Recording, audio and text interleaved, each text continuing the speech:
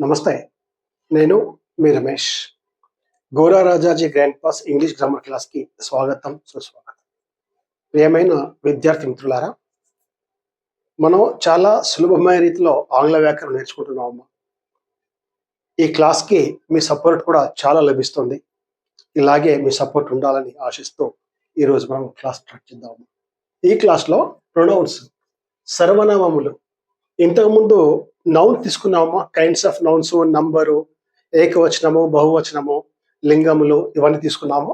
ఈరోజు సర్వనామం తీసుకుందామమ్మా. మరి సర్వనామంలో ఎన్ని రకాలు ఉన్నాయి, వాటి ఫంక్షన్స్ ఏంటి, లెట్స్ సీ, చూద్దాం. పర్సనల్ ప్రొనౌన్ పురుషత్రయ సర్వనామము. దీన్ని వ్యక్తిగత సర్వనామం కూడా అంటారమ్మా. డెమోన్స్ట్రేటివ్ ప్రొనౌన్స్ నిర్దేశాత్మక సర్వనామము, నిశ్చయాత్మక సర్వనామము. రిలేటివ్ ప్రొనౌన్ సంబంధ సర్వనామము, సంబంధ బోధక సర్వనామము ఇలా కూడా అంటారు. ఇంట్రగేటివ్ ప్రొనౌన్, ఇంట్రగేటివ్ ప్రశ్నమ్మ, ప్రశ్నార్థక సర్వనామము. రిఫ్లెక్సివ్ ప్రొనౌన్ ఆత్మార్థక సర్వనామము. ఇండిఫరెంట్ ప్రొనౌన్ అనిశ్చిత సర్వనామము. డిస్ట్రిబ్యూటివ్ ప్రొనౌన్, దీనికి తెలుగులో సరి అయిన వర్డ్ లేదమ్మా, కరెక్ట్ పదం లేదమ్మా. డిస్ట్రిబ్యూటివ్ ప్రొనౌన్స్ ఈచ్, ఎవ్రీ ఇలా అంటాం చూడండి, అదమ్మా. పంపిణీ సర్వనామం అని ఇక్కడ రాశాను నేను. ఎంఫాటిక్ ప్రొనౌన్ ఉద్ఘాటన సర్వనామము. ఎక్స్క్లమేటరీ ప్రొనౌన్ ఆశ్చర్యార్థక సర్వనామము. ఇవి సర్వనామం యొక్క రకాలమ్మ.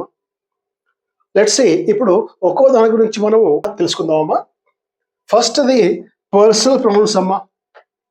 పురుషత్రయ సర్వనామం. దీనికి పర్సనల్ పురుషత్రయం ఎందుకంటే దీంట్లో 3 పర్సన్స్ ఉంటాయమ్మా. First person, second person, third person. త్రయ అంటే 3, పురుషత్రయ లేదా వ్యక్తిగత సర్వనామం. చూద్దామమ్మా దీంట్లో ఏమున్నాయో. First person.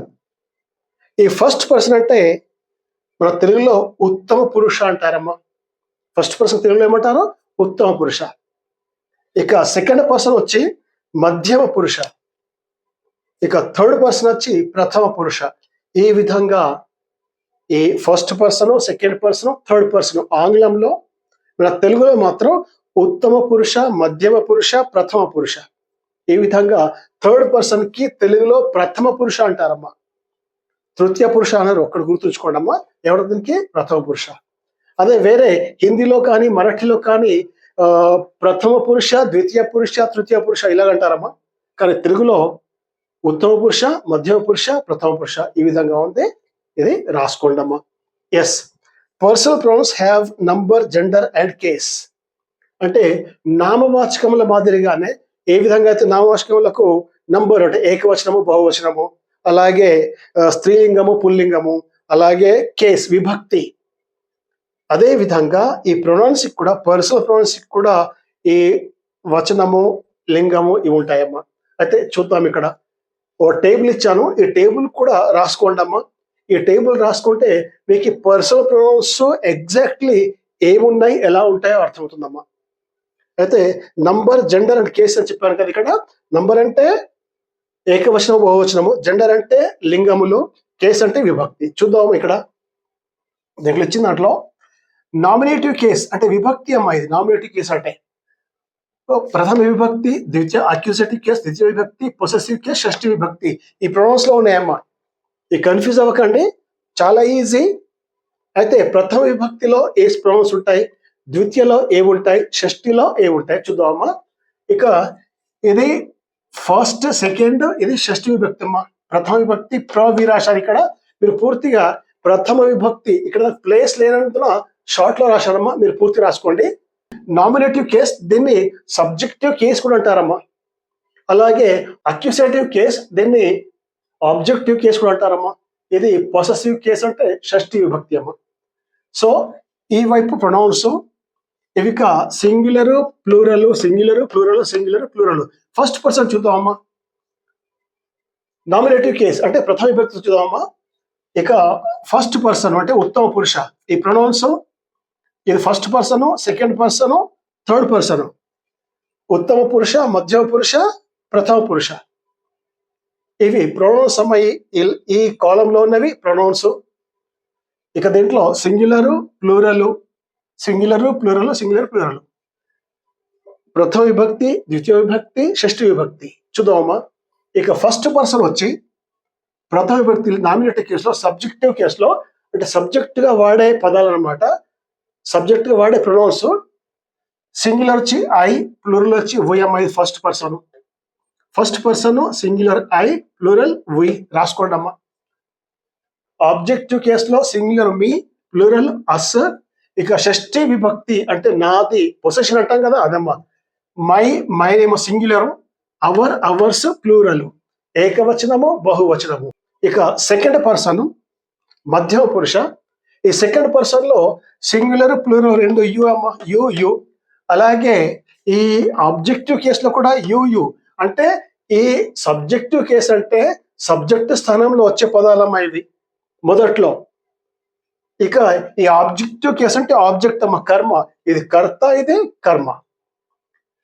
అయితే ఈ సెకండ్ పర్సన్ లో సింగులర్ యు, ప్లూరల్ యు. ఈ ఆబ్జెక్టివ్ కేసులో సింగులర్ యు, ప్లూరల్ యు. ఇక షష్ఠీ విభక్తులు బట్ట యువర్ నీ యొక్క, మీ యొక్క, యువర్స్ మీ యొక్క, యువర్ యువర్స్. ఈ singular your yours, plural your yours అమ్మ. దీంట్లో మార్పులు ఏదో సెకండ్ పర్సన్ లో సింగులర్ ప్లూరల్ సేమ్ గా ఉంటాయమ్మా. ఇక వచ్చి థర్డ్ పర్సన్. ఇక థర్డ్ పర్సన్ సింగులర్ చూస్తేమో హీ షీ ఇట్. సింగులర్ అంటే హీ షీ ఇట్ అమ్మా. ఇది బహుశా మీకు అర్థమవుతుంది. హీ అంటే అతను, షీ అంటే ఆమె, ఇట్ అంటే ఇది బట, ఐ అంటే నేను, యు అంటే నువ్వు. ఈ విధంగా ఇవి సింగులర్. ఇక దీంట్లో థర్డ్ పర్సన్ లో ప్లూరల్ వచ్చి దే, వారు. దే అంటే వారు. ఈ వర్డ్స్ ఇవి ఏవైతున్నాయి బట్ అది ఫస్ట్ అంటే ఈ ప్రథమ విభక్తిలోని ఈ వర్డ్స్ ఏవైతున్నాయి ప్రొనౌన్స్, ఇవి మనం సబ్జెక్ట్ గా యూజ్ చేస్తామమ్మా ఇవి. అందుకే ఇవి వీటికి సబ్జెక్టివ్ కేస్, ప్రథమ విభక్తి అంటారమ్మా. ఇక ఇవేమో ద్వితీయ విభక్తి, వీటికి ఆబ్జెక్ట్ గా యూజ్ చేస్తామమ్మా, కర్మగా యూజ్ చేస్తాం. అయితే ఈ థర్డ్ పర్సన్ లో objective case singular him, her, it. ఇవి సింగులర్ అమ్మా. ఇక ప్లూరల్ వచ్చి దెమ్. ఆబ్జెక్ట్ అంటే కర్మ, కర్మస్థానంలో యూజ్ చేసి ఉపయోగించేటివి. అలాగే షష్ఠీ విభక్తిలో సింగులర్ చూస్తే హిజ్, హర్, హర్స్, ఇట్స్.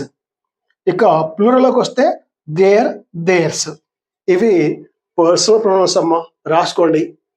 ఇది ఈ టేబుల్ కనుక మీరు రాసుకుంటే మీకు స్పష్టంగా అర్థమవుతుందమ్మా. So let's see now demonstrative pronouns. Demonstrative pronoun నిర్దేశాత్మక సర్వనామం. విద్యార్థి మిత్రులారా, ఈ బోర్డు పైన స్థలం తక్కువ ఉండడం మూలంగా నేను తెలుగులో రాయలేకపోతున్నాను. మీరు మాత్రం తెలుగులో రాసుకోండి అమ్మా. ఏంటిది డెమాన్స్ట్రేటివ్ ప్రొనౌన్ అంటే నిర్దేశాత్మక సర్వనామం అమ్మ. మరి దీని ఎగ్జాంపుల్స్ చూద్దాం. This, these, that, those are demonstrative pronouns when they are used alone. ఎప్పుడైతే దిస్, దీస్, దట్, దోస్ వీటిని ఒంటరిగా ఎప్పుడైతే మనం వాడతామో అప్పుడు అవి డెమాన్స్ట్రేటివ్ ప్రొనౌన్స్ అవుతాయమ్మా. ఇప్పుడు ఒంటరిగా వాడినప్పుడు. అదే దిస్, దీస్, దట్, దోస్ ని కనుక మనము నౌన్ ముందు వాడితే అవి అప్పుడు డెమాన్స్ట్రేటివ్ అడ్జెక్టివ్స్ అవుతాయమ్మా. This, these, that, those are demonstrative pronouns when they are used alone. Example, this is my car. This is my car. This అన్నది డెమాన్స్ట్రేటివ్ ప్రొనౌన్ అమ్మా. ఇక నెక్స్ట్ పోతే demonstrative pronouns are demonstrative adjectives when they are used with nouns. This car is mine. Example అమ్మా ఇది. Example, this car is mine.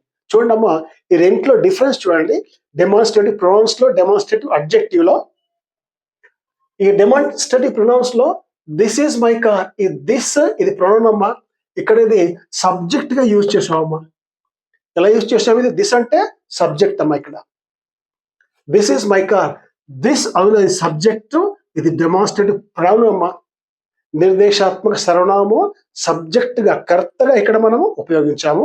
అదే రెండవ ఎగ్జాంపుల్లో this car is mine, ఇక్కడ car అనేది సబ్జెక్ట్ అమ్మ, కార్ అనేది కర్తగా యూజ్ చేసాం. దానికంటే ముందు దిస్ అనే వర్డ్ యూజ్ చేసాం.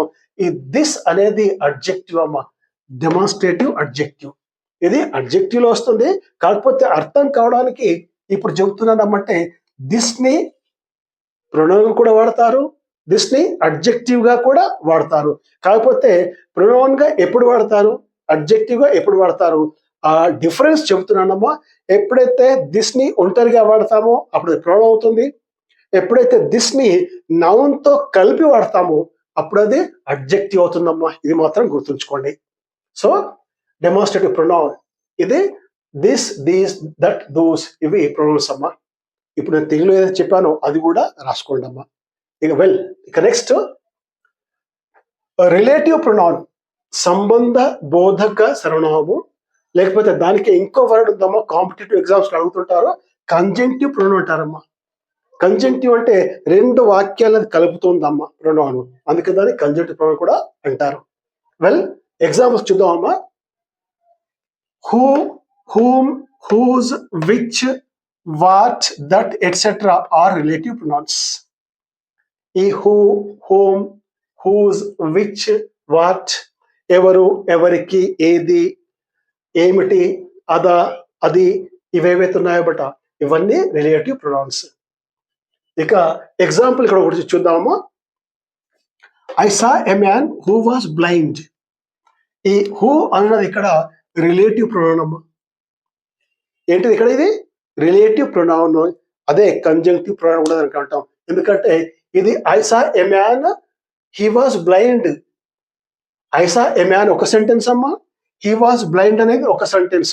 ఈ రెండు సెంటెన్స్ని ఈ హూ జాయిన్ చేసిందమ్మా, అందుకే దాన్ని కంజంక్టివ్ ప్రొనౌన్ అన్నారు. లేకపోతే రిలేటివ్ ప్రొనౌన్ అంటే ఐ సా ఎ మ్యాన్, ఈ మనిషి ఎవరైతే ఉన్నారో అతని గురించి చెప్తుందమ్మా, ఆయన బ్లైండ్ ఉన్నాడు, సంబంధం చూపడుతుంది ఇక్కడ. So this who is the relative pronoun. నాలుగవది ఇంట్రాగేటివ్ ప్రొనౌన్. మనకు తెలుసమ్మా ఇంట్రాగేటివ్ అంటే ఏంటో. ఇంట్రాగేటివ్ అంటే ప్రశ్నార్థకం. Interrogative pronouns ask questions. ఈ ఇంట్రాగేటివ్ ప్రొనౌన్స్ ఏవైతే ఉంటాయేమో అవి ప్రశ్నల్ని అడుగుతాయమ్మా. ఎగ్జాంపుల్స్ చూద్దాం. వాట్ ఏమిటి, వేర్ ఎక్కడ, వెన్ ఎప్పుడు, వై ఎందుకు, ఓ ఎవరు, విచ్ ఏది. These are the examples of interrogative pronoun అమ్మా. ఇవి ఏంటి ఇక్కడ? ఇంట్రాగేటివ్ ప్రొనౌన్స్ అమ్మా ఇవి. నెక్స్ట్ వచ్చి రిఫ్లెక్సివ్ ప్రొనౌన్స్ అమ్మా. ఆత్మార్థక సర్వనామం అని రాసుకున్నాం మనం. ఈ రిఫ్లెక్సివ్ లో మరేముంటాయో చూద్దాం. ఈ ఆత్మార్థక సర్వనామంలో ఏ వర్డ్స్ ఉంటాయి? Addition of self and selves to personal pronouns are reflexive pronouns. ఈ పర్సనల్ ప్రొనౌన్స్ ఏవైతే ఉన్నాయమ్మా, పర్సనల్ ప్రొనౌన్స్ మనకు తెలుసు, ఇప్పుడే రాసుకున్నాం మనము. I, we, you, he, she, it, they. My, your, his, her, its, them. ఇవి పర్సనల్ ప్రొనౌన్స్ అమ్మా. ఈ పర్సనల్ ప్రొనౌన్స్ కి సెల్ఫ్ కానీ సెల్ఫ్స్ కానీ ఎప్పుడైతే యాడ్ చేస్తామో, ఫర్ ఎగ్జాంపుల్ ఇప్పుడు మై ఉందమ్మా, మైకి సెల్ఫ్ యాడ్ చేస్తే మై సెల్ఫ్. యు ఉంది, యువర్ సెల్ఫ్స్. దే ఉంది, దెమ్ సెల్ఫ్స్. హర్ ఉంది, హర్ సెల్ఫ్. సో ఈ విధంగా ఎప్పుడైతే సెల్ఫ్, సెల్ఫ్స్ పర్సనల్ ప్రొనౌన్స్ కి యాడ్ చేస్తామో అప్పుడు వీటిని రిఫ్లెక్సివ్ ప్రొనౌన్స్ అంటాము. ఇక్కడ ఎగ్జాంపుల్ చూడండి. My self, your selfs, them selfs etcetera. ఇవి రిఫ్లెక్సివ్ ప్రొనౌన్స్ అమ్మా. ఇక నెక్స్ట్కి వచ్చి ఎంఫాటిక్ ప్రొనౌన్స్. చూడమ్మా, ఇక్కడ ఎంఫాటిక్ ప్రొనౌన్స్ కూడా చెబుతాను, వినండి, మళ్ళీ డిఫరెన్స్ చెప్తాను. These are used to show emphasis. అంటే ఒక నౌన్ గురించి ఎంఫసిస్, ఒక నామవాచకం గురించి నొక్కి చెబుతాయమ్మా. నామవాచకం గురించి అవి నొక్కి చెబుతాయి. ఉద్ఘాటన సర్వనామం అని రాసుకున్నాం మనము, అంటే నొక్కి చెప్పడం అన్నమాట. వాటిని ఎంఫాటిక్ ప్రొనౌన్స్ అంటారు. Examples my self, her self, ఇవే ఉన్నామ్మా. ఈ రిఫ్లెక్సివ్ ప్రొనౌన్స్ లో అవే ఉన్నాయి, ఈ ఎంఫాటిక్ ప్రొనౌన్స్ లో కూడా ఎగ్జాంపుల్స్ అవే ఉన్నాయి. బట్ ఈ రిఫ్లెక్సివ్ ప్రొనౌన్స్ లో మై సెల్ఫ్, ఎంఫాటిక్ ప్రొనౌన్స్ లో మై సెల్ఫ్, వీటిలో డిఫరెన్స్ బాగుందమ్మా, చాలా వ్యత్యాసం ఉంది. రిఫ్లెక్స్ ప్రొనౌన్స్ లో మై సెల్ఫ్ అంటే ఈ పర్సనల్ ప్రొనౌన్స్ కి ఇవి యాడ్ చేస్తారమ్మా.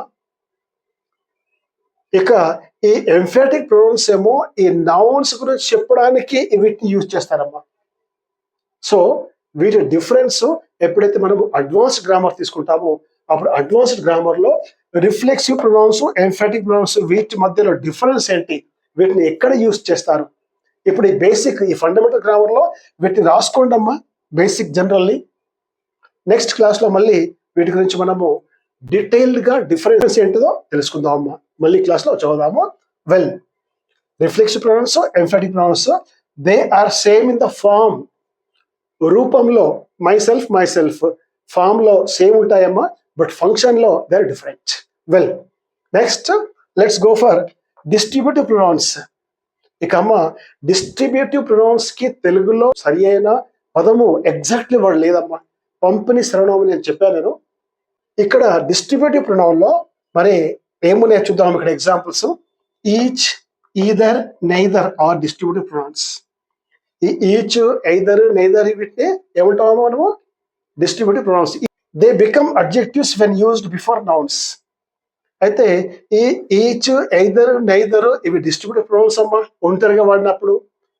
వాటిని కనుక మళ్ళీ నౌన్స్ ముందు వాడితే అవి అడ్జెక్టివ్స్ అయితే అమ్మా. ఏ విధంగా అయితే డెమాన్స్ట్రేటివ్ ప్రొనౌన్స్ ఒంటరిగా వాడితే ప్రొనౌన్స్, నౌన్ ముందు వాడితే అడ్జెక్టివ్స్, అదే విధంగా ఈ డిస్ట్రిబ్యూటివ్ ప్రొనౌన్స్ కూడా ఒంటరిగా వాడితే అవి ప్రొనౌన్స్ అవుతాయి, నౌన్స్ ముందు వాడితే అడ్జెక్టివ్స్ అవుతాయి అమ్మా. ఇది కూడా గుర్తుంచుకోండి. నెక్స్ట్ అడ్వాన్స్ లో వీటి గురించి కూడా మనము డీటెయిల్ గా తెలుసుకుంటాం అమ్మా. వెల్, డిస్ట్రిబ్యూట్ తర్వాత ఇండిఫరెంట్ ప్రోనౌన్. మళ్ళీ అనిశ్చిత సర్వనామం. ఇండిఫరెంట్ ప్రోనౌన్ అంటే అనిశ్చిత సర్వనామం. ఇక అనిశ్చితం అంటే ఇది డెఫినెట్లీ ఏముండదమ్మా. వన్ అవ్వచ్చు, 2 అవ్వచ్చు, 3, 4, 10 ఏదైనా అవ్వచ్చు. నన్ ఏది కాదు, ఫ్యూ కొన్ని, మెనీ చాలా, ఇవి ఇండిఫరెంట్ ప్రొనౌన్స్ అమ్మా. వెల్, ఇక చివరిది ఇక్కడికి వచ్చి ఎక్స్క్లమేటరీ ప్రొనౌన్ అమ్మా. ఈ ఎక్స్క్లమేటరీ అంటే మనకు తెలుసు, ఆశ్చర్యార్థకాన్ని వ్యక్తపరచదాన్ని ఎక్స్క్లమేటరీ అంటాము. Surprise. Exclamatory pronouns shows surprise. ఇదేం సూచిస్తుంది? సర్ప్రైజ్, ఆశ్చర్యాన్ని సూచిస్తుంది ప్రొనౌన్. ఇక్కడ ఒక ఎగ్జాంపుల్ ఇచ్చాను, చూద్దాం. What has he failed again? What has he failed again? Suppose ఎవరైనా 2 సార్లు ఫెయిల్ అయ్యాడు అనుకోండి, అప్పుడు మనం అంటాం మళ్ళీ ఫెయిల్ అయ్యాడా. అయితే ఇక్కడ ఆంగ్లంలో బిట్ట what has he failed again, ఏంటి అతను మళ్ళీ ఫెయిల్ అయ్యాడా? సో దీంట్లో ఈ వాట్ అన్నది ఎక్స్క్లమేటరీ ప్రొనౌన్ అమ్మా. ఎక్స్క్లమేటరీ ప్రొనౌన్ ఆశ్చర్యాన్ని వ్యక్తపరుస్తుంది. వాటి తర్వాత ఆశ్చర్యాత్మక చిహ్నం ఉందమ్మా. ఈ వాటి కనుక ఇంటరాగేటివ్ వస్తే క్వశ్చన్ వర్డ్ అవుతుంది. దీంట్లో వచ్చింది కనుక అది ఎక్స్క్లమేటరీ ప్రొనౌన్ అమ్మా. సో ఈ పదాలు ఏవైతే ఉన్నాయో, ఈ పదాలని ఏ సందర్భాల్లో మనము ఉపయోగిస్తామో ఆ సందర్భాన్ని బట్టి వాటి అర్థం మారుతూ ఉంటుందమ్మా. వెల్, దీంతో మనం ఇక్కడ ఆగుదామమ్మా. ఇక నెక్స్ట్ క్లాస్లో వేరే టాపిక్తో మళ్ళీ కలుద్దాం. అంతవరకు all the best, take care.